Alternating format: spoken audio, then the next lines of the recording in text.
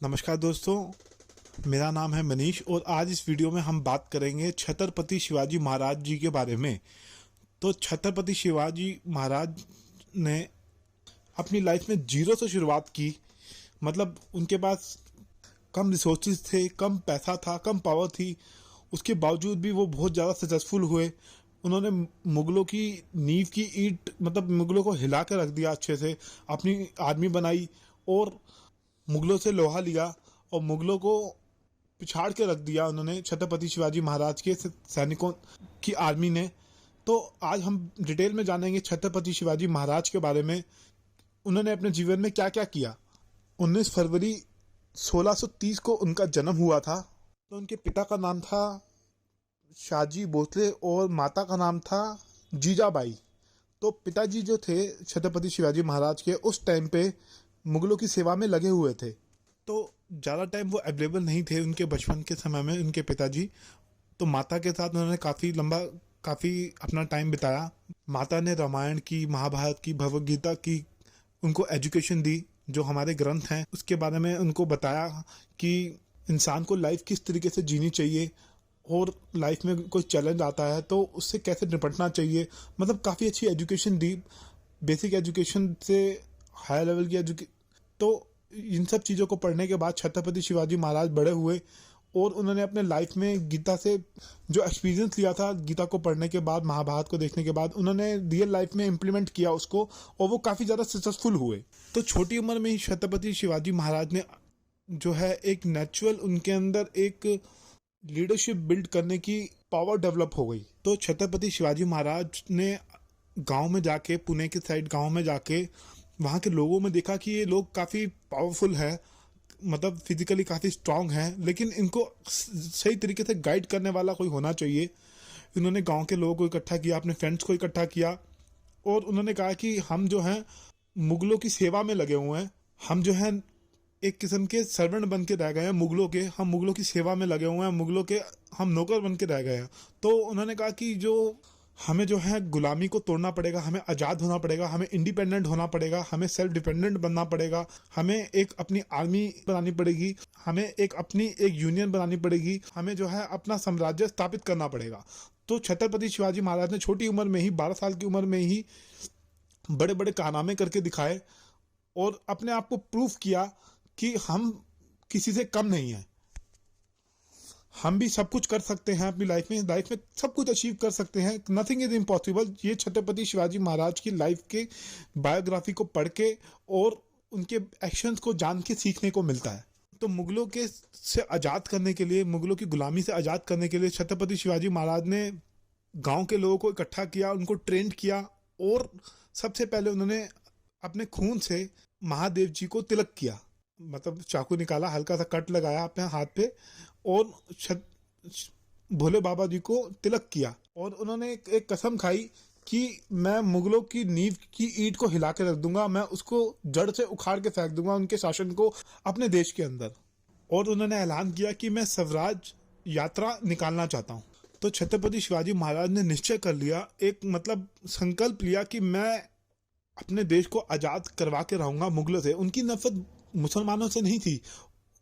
आगे चल के जब उन्होंने अपनी एक बहुत बड़ी आर्मी बनाई, काफ़ी ज़्यादा किले जीते, तब उनकी आर्मी में काफ़ी सारे सोल्जर और कमांडर और काफ़ी सारे मिनिस्टर, जैसे आज की डेट में लीडर होते हैं, काफ़ी सारे मिनिस्टर हुआ करते थे, वो मुसलमान थे।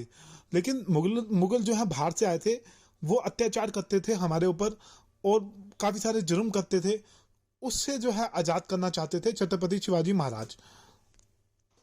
तो उस टाइम छत्रपति शिवाजी महाराज के पास रिसोर्सेज नहीं थे, फंड नहीं था, एलियंस नहीं थी, कोई पावर नहीं थी इनके पास बहुत बड़ी। कुछ लिमिटेड लोग थे उनके साथ जो उनके साथ जुड़े थे। जब उन्होंने बचपन से शुरुआत की थी, उनके पास मैन पावर कम थी, फंड्स कम थे और पीछे से कोई सपोर्ट और पावर उनके साथ उस टाइम नहीं थी। मतलब किसी बड़े लीडर की, सीएम हो गया, मतलब एक देश का राजा हो गया, वो उनके साथ नहीं था उस समय जब उन्होंने बचपन से शुरुआत की थी, अपनी जो एक टीम बनाई थी, एक अपनी फौज बनाई थी। तो छत्रपति शिवाजी महाराज जो हैं छापा मार युद्ध किया करते थे। उनके पास जो है रिसोर्सेज कम थे, मैन पावर कम थी, तो वो दिमाग से काम लिया करते थे। बिना युद्ध किए ही युद्ध को जीत जाया करते थे। बेसिकली कुछ विद्वानों का, कुछ बड़े सलाहकारों का, राइटर्स का ऐसा कहना है कि छत्रपति शिवाजी महाराज जो है महाराणा प्रताप जी और चाणक्य जी का मिक्स अवतार थे। मतलब उनके अंदर इन दोनों के गुण थे। इन दोनों की लाइफ की जर्नी को इन्होंने रीड किया था। रीड करने के बाद उन्होंने काफ़ी कुछ लर्न किया था, क्योंकि हमें जो है अपने पूर्वजों से ही सीखना चाहिए कि उन्होंने क्या गलतियां की थी और क्या अच्छे कर्म किए थे, किस तरीके से उन्होंने अपनी लाइफ की ज़िंदगी जी, किस तरीके के उनके एक्शन थे।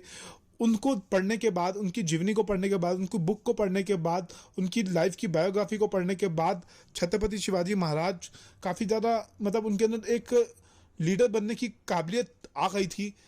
तो छत्रपति शिवाजी महाराज जी ने छोटी सी सेना से एक शुरुआत की थी, अपनी अपनी एक फौज बनाई थी और वो गुरिल्ला वॉर करते थे। दुश्मन को स्ट्रैटेजी बना के हरा दिया करते थे और युद्ध जो है जीत जाया करते थे। तो बेसिकली करते क्या थे छत्रपति शिवाजी महाराज, पहाड़ों के बीच में छुप जाया करते थे, कहीं से जंगल के बीच में पेड़ों के पीछे छुप जाया करते थे, अपनी सेना को छुपा दिया करते थे। वहां से जब सेना गुजरती थी, जो उनकी दुश्मन देश की सेना होती थी, उनके ऊपर अटैक करके युद्ध जो है जीत जाया करते थे। तो कहने का मतलब ये है कि वो कूटनीति का सहारा लेते थे। और छत्रपति शिवाजी महाराज का जो मैंने बुक पढ़ी है, मैंने पढ़ के ये जाना है कि छत्रपति शिवाजी महाराज ने काफ़ी सारे अपनी लाइफ में आगे चल के रूल्स बनाए थे। वो गरीबों की काफ़ी ज़्यादा मदद किया करते थे।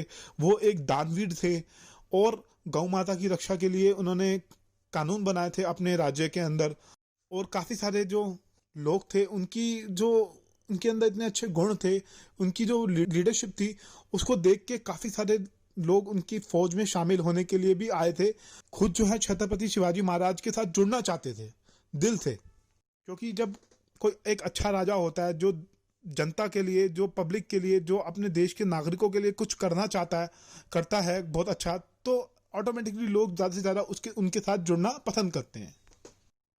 तो छत्रपति शिवाजी महाराज ने छोटे से शुरुआत की, जीरो से शुरुआत की, अपनी छोटी सी सेना बनाई और धीरे धीरे करके अपने साम्राज्य को वो फैलाते चले गए, बढ़ाते चले गए। गुजरात से लेके तो बहुत जगह इन्होंने अपना साम्राज्य को फैलाया। तो बीच में एक बार क्या हुआ, मुगल राजा आदिल शाह ने इनके पिता को अरेस्ट कर लिया गया और जेल में डाल दिया गया। तो तब छत्रपति शिवाजी महाराज काफ़ी दिन तक सोचते रहे कि किस तरीके से अपने पिता को आज़ाद किया जाए। और पिता को आज़ाद करवाना तो एक बेटे का फ़र्ज बनता है, एक रिस्पॉन्सिबिलिटी है, एक जिम्मेवारी है उनकी कि अपने पिता को जेल से रिलीज़ करवाएं।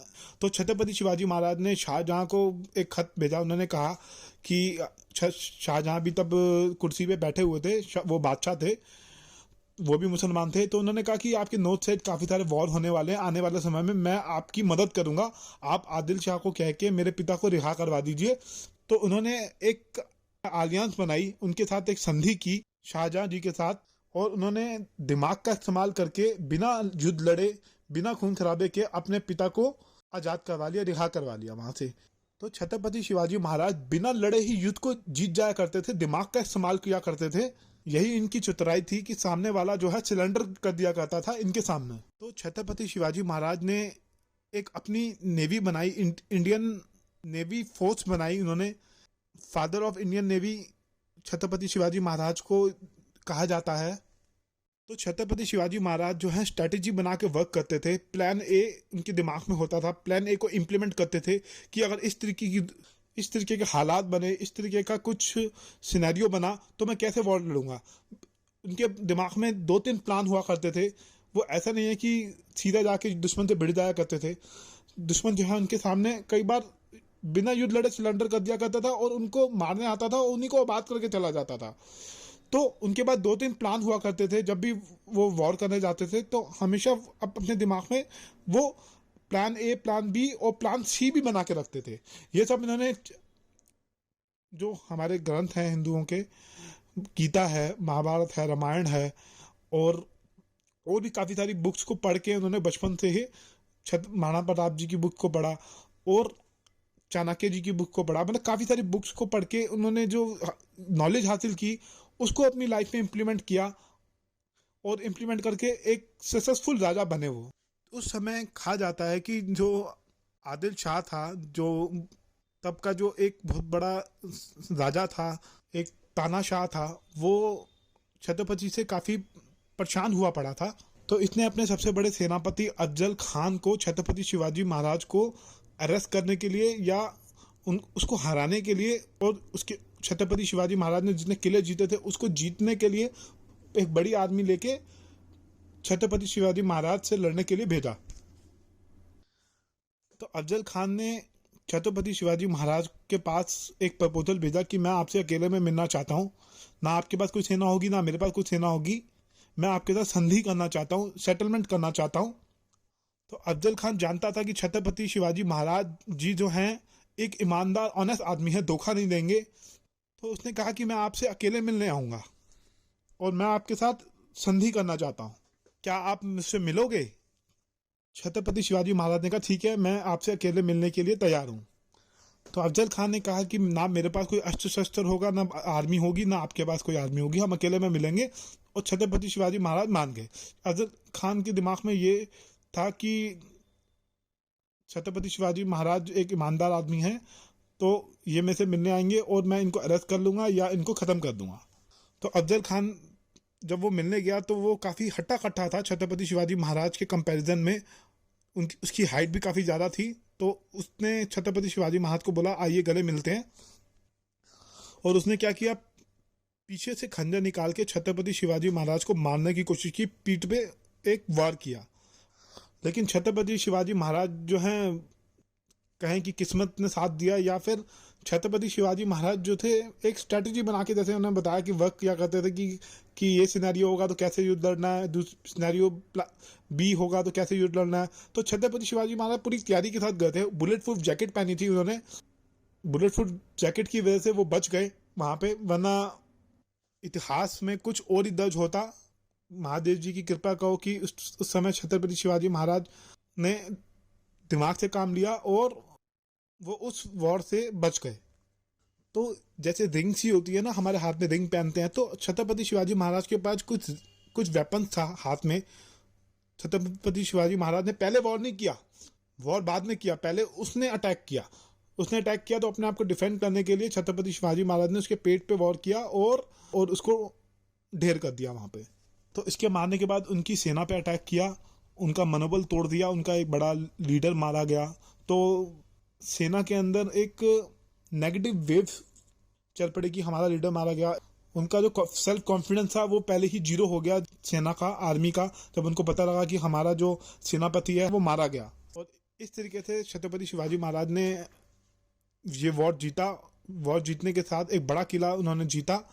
बड़ा किला जीतने के बाद वो शांत नहीं बैठे। इस इवेंट के बाद उन्होंने आगे की तैयारी शुरू की कि अब आगे क्या करना है। तो ऐसा नहीं है कि छत्रपति शिवाजी महाराज को हार का स्वाद नहीं चखा, उन्होंने हार का स्वाद भी चखा। एक राजा मीर सिंह हुआ करते थे, छत्रपति शिवाजी महाराज को एक युद्ध में हरा दिया था। हरा के इनसे एक एग्रीमेंट बनवाया और इनसे 23 किले छीन लिए। तो मिर्जा राजा जयसिंह ने छत्रपति शिवाजी महाराज को एक युद्ध में हराया था। तो मिर्जा राजा जयसिंह मुगलों के अधीन थे। मुगल के जो तख्त पे बैठा था बादशाह वो था औरंगजेब। औरंगजेब ने मिर्जा जयसिंह को भेजा था छत्रपति शिवाजी महाराज से युद्ध लड़ने के लिए। एक बड़ी सेना लेके भेजा था औरंगजेब ने छत्रपति शिवाजी महाराज से किले जीतने के लिए। लेकिन छत्रपति शिवाजी महाराज उसके बाद उन्होंने हार नहीं मानी। उसके बाद उन्होंने 360 किले जीते इस लड़ाई को हारने के बाद। तो छत्रपति शिवाजी महाराज बेसिकली जो थे वो एक ईमानदार और सच्चे इंसान थे। उनकी लड़ाई मुसलमानों से नहीं थी, उनकी लड़ाई थी मुगलों के अगेंस्ट थे। वो जो मुगल जो विदेश से आए थे उनके अगेंस्ट थे। और इनकी टीम के अंदर, इनकी आर्मी के अंदर बहुत सारे, जैसे मैंने आपको बताया कि इनके कमांडो और सोल्जर्स जो हैं और इनके लीडर्स जो हैं काफ़ी सारे वो मुसलमान ही थे। तो छत्रपति शिवाजी महाराज ने काफ़ी सारी मंदिरों का निर्माण किया, नई सड़कें बनवाई, नहरें बनवाई, मतलब डेवलपमेंट पे बहुत ज़्यादा पैसा उन्होंने स्पेंड किया। और साथ ही जो सोल्जर उनका शहीद हो जाता था या वॉर लड़ते लड़ते उसको काफ़ी ज़्यादा चोट लग जाती थी, तो उसका भी खर्चा छत्रपति शिवाजी महाराज ने, जो उनका जो पैसा था छत्रपति शिवाजी महाराज के बाद जो धन था, फंड था, उसमें से उन सोल्जर्स का भी ध्यान रखा गया जो शहीद हो जाते थे और जो काफ़ी तरीके से जख्मी हो जाते थे और आगे वो युद्ध लड़ने लायक या कोई काम करने लायक नहीं रहते थे। मतलब जो देश की संपत्ति थी उसको अपने पर्सनल खर्चे में यूज़ नहीं किया। जो उनको सैलरी मिलती थी उसी से काम चलाया, और देश की जो संपत्ति थी वो देश के लिए ही, अपनी जो स्टेट है उस पर यूज़ किया, अपने जो राज्य हैं उस पर यूज़ किया, डेवलपमेंट पे बहुत ज़्यादा ध्यान दिया। और जो उनकी सिटी में जो नागरिक रहते थे उनकी जो डिमांड थी, उनकी जो रिक्वायरमेंट थी, उसको फुलफिल करने के लिए जी जान लगा दी। उस पर इनका बहुत अच्छा फोकस रहता था। और इन्होंने ऐसा कहा था कि बच्चों को और औरतों का ये बहुत सम्मान करते थे। ये कहते थे कि अगर जब मतलब युद्ध लड़ने जाते थे, युद्ध जीत जाते थे, तो वो ये कहते थे कि औरतों को और बच्चों को कोई नुकसान नहीं पहुंचाएगा और बुजुर्गों को कोई नुकसान नहीं पहुंचाएगा। मतलब जैसे कि छत्रपति शिवाजी महाराज ने एक किले पे आक्रमण किया, उस किले को जीत लिया, उस किले को जीतने के बाद जो सोल्जर मर गए, उनके देश में जो नागरिक है, औरतें हैं, बच्चे हैं और बुजुर्ग हैं, उनको कोई कुछ नहीं कहेगा, उनको वहाँ पे रहने दिया जाएगा। तो छत्रपति शिवाजी महाराज का जो माइंडसेट था वो काफ़ी पॉजिटिव था और क्रिएटिव थे। वो उनका ऐसा कहना था कि जो मुगल हैं किसी देश पे अटैक करते हैं तो वहाँ की जो बहू बेटियां उनको उठा ले जाते थे, उनके साथ मतलब किया करते थे। तो मुगल जो है उनका मंदिर तोड़ना, उनके साथ मतलब जनता के साथ बहुत ज़्यादा अत्याचार करते थे। तो छत्रपति शिवाजी महाराज को ये पसंद नहीं था, तो इसीलिए छत्रपति शिवाजी महाराज ने अपनी आर्मी बनाई और मुगलों को खदेड़ के रख दिया। उनका जो विजन था वो क्लियर था कि हम किसी भी धर्म का अपमान नहीं करेंगे, सभी धर्मों का सम्मान करते थे छत्रपति शिवाजी महाराज, और सच्चाई का साथ देते थे, सच का साथ देते थे। मुझे ऐसा लगता है पर्सनली उनकी बुक पढ़ने के बाद, छत्रपति शिवाजी महाराज जो थे प्रभु श्री राम, या मतलब कोई उनके साथ कुछ सुपर पावर थी, उनके पास कुछ पावर थी जिससे वो इतना अच्छा काम कर पाए, और इतिहास के पन्नों में उनका नाम दर्ज है सुनहरे अक्षरों में। बड़े आदर के साथ, बड़े सम्मान के साथ, बड़ी इज्जत के साथ उनका नाम लिया जाता है और लिया जाना चाहिए भी। और उन्होंने काफ़ी स्ट्रिक्ट रूल बनाए थे कि कोई अगर स्त्रियों को मतलब गंदी नज़र से देखेगा, उनके साथ गलत हरकत करेगा, तो उसको काफ़ी तगड़ी पनिशमेंट मिलेगी, चाहे वो उनके स्टेट का हो, उनके देश का हो, या उनकी आर्मी में कोई सोल्जर ही क्यों ना हो। तो इस टाइप के काफ़ी अच्छे रूल्स उन्होंने बनाए थे अपने राज्य में।